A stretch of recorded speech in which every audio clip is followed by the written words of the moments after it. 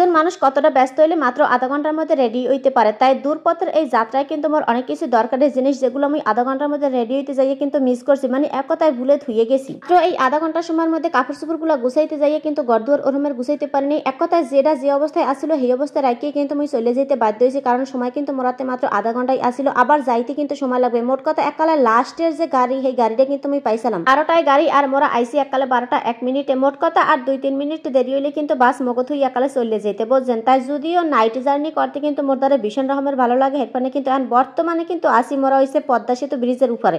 কালে মাঝরাত্রির দিকে একটু বিরতি দিয়েছিল বুঝছেন, তাই এখানের খাওয়া লওয়ার মোটটা ভালো আসছিল না। মোট কথা একালে শেষ রাত্রির দিকে খাওয়ান বুঝছেন, হ্যাঁ কি আর ভালো থাকে। যাই হোক হেপরও কিন্তু এই রোলটা অনেক মজা করে খাইছি, কারণ পেটে খিদে থাকলে তো সবকিছুই ভালো লাগে। বুঝলাম না কি হইলো, আপনাকে ভাইয়া লাবাংটা খুলে দিল একালে প্যাকেটে যা, তো লাবাংটা আমি খাইতে না খাইতে এটাও কিন্তু ভালো লাগতে আসছিল না। তাই কি আর করবো, অল্প একটু খাইয়ে লইছি। এরপর অবশেষে খাইয়ে লই কিন্তু এখন মোরা আবারও বাসের উদ্দেশ্যে, মানে একালে বাড়ির উদ্দেশ্যে বাসে উঠে হালাইলাম।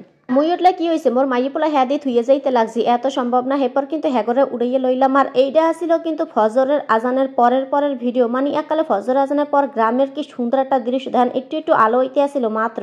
তাহলে এই রকমের দৃশ্য দেখছি প্রায় 1.5 বছর পর। তাই ফাইনালি কিন্তু আলো উঠলো আর এককালে রোদ্দুর উঠবে এই রকমের সময় কিন্তু মোরা আইয়ে পৌঁছেই গেছি মোর নন্দের গ্রামের এককালে স্ট্যান্ডে বুঝছেন। তাই অবশেষে মোরা কিন্তু এই অটো লইয়ে কিন্তু নন্দে বাড়িতে যাইতে আসি। নেক্সট ব্লগ কিন্তু অবশ্যই শেয়ার করবো।